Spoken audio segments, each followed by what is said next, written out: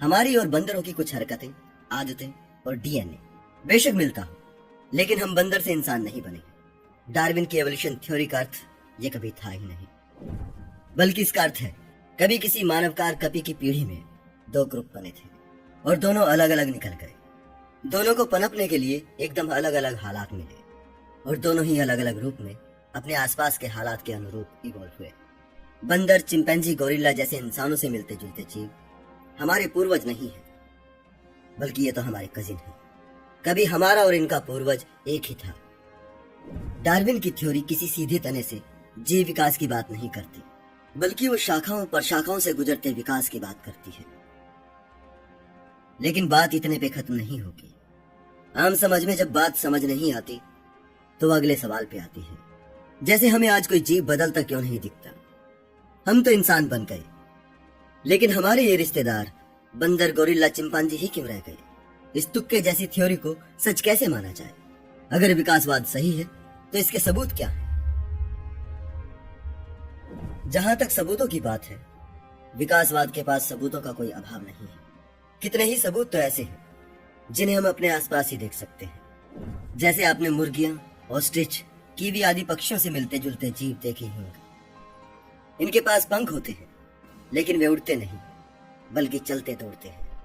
अब सोचने वाली बात यह है, जब ये उड़ते ही नहीं तो इनके पास पंख क्यों है।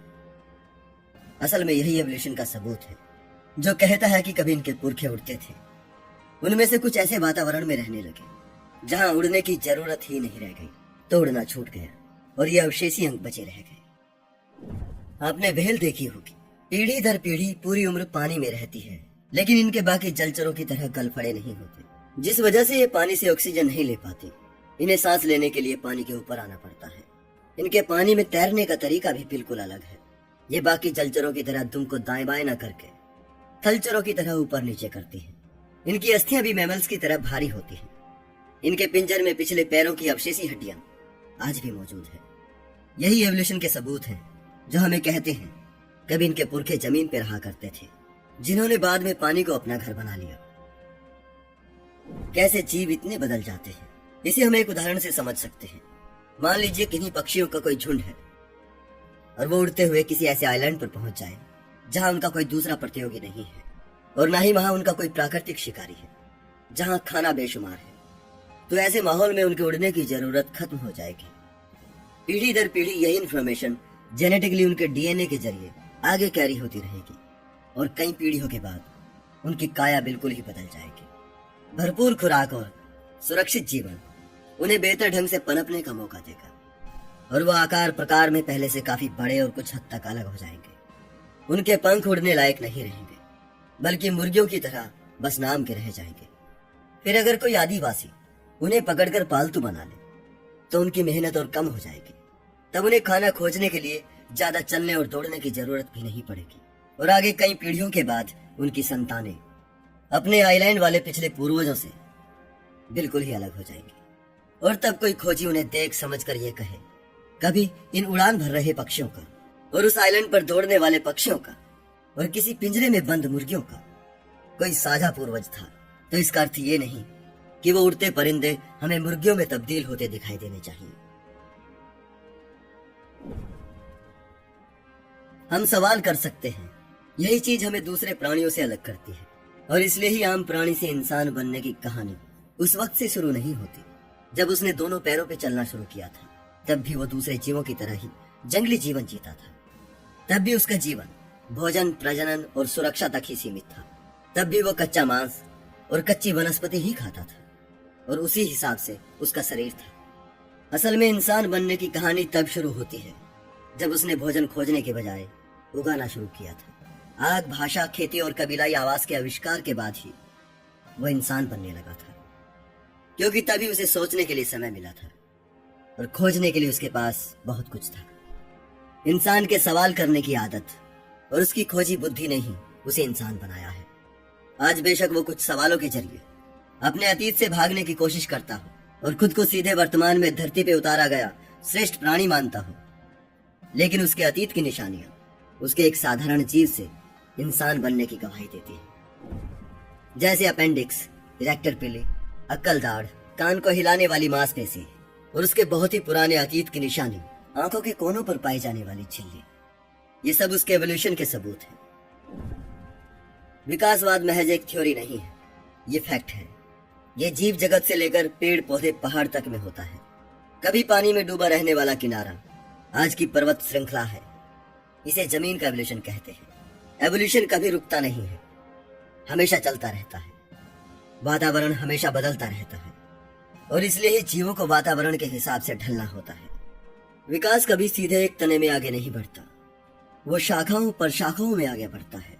समय के साथ नई शाखाएं फूटती जाती हैं और कई पुरानी शाखाएं वातावरण के साथ तालमेल न बिठा पाने की वजह से नष्ट हो जाती है। जीव जातियां सदा बदलती रहती है। आज का इंसान पहले के इंसानों सा नहीं है, आज का बंदर भी पहले के बंदरों जैसा नहीं है। सच यही है, हम कभी एक तने से निकले थे और आज शाखाओं पर शाखाओं में बढ़ते बढ़ते यहां तक पहुंचे हैं। बंदर, मानव, चिंपैंजी आदि सभी जेनेटिक स्तर पर मिलते जुलते हैं।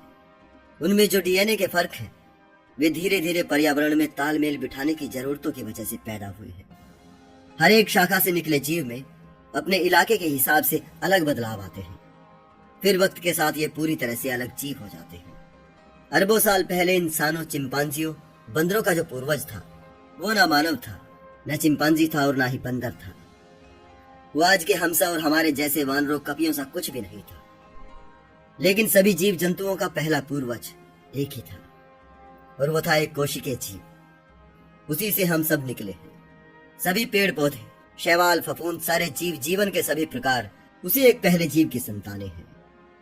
वो बढ़ा, बटा, बढ़ता गया और बढ़ता गया, लेकिन उसे अपना रूप बदलने में और आज के जीवन की तरह जटिल होने में अरबों साल लगे हैं। और जब हम बात करोड़ों अरबों वर्षों में हुए बदलावों की कर रहे हैं, तब उन बदलावों को एक घंटे, एक दिन, एक महीने या एक साल में सामने घटता नहीं देख सकते। डार्विन ने कोई साधारण बात नहीं कही थी।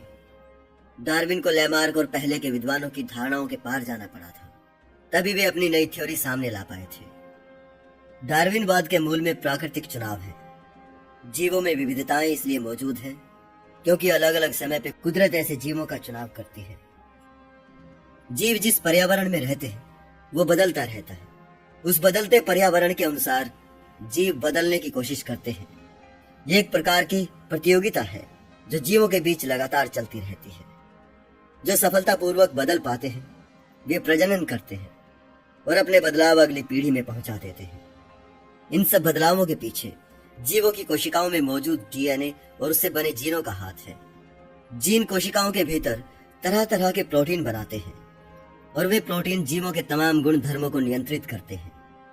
डीएनए के बदलाव भी तय करते हैं कौन सा मेढक पीला और कौन सा हरा होगा।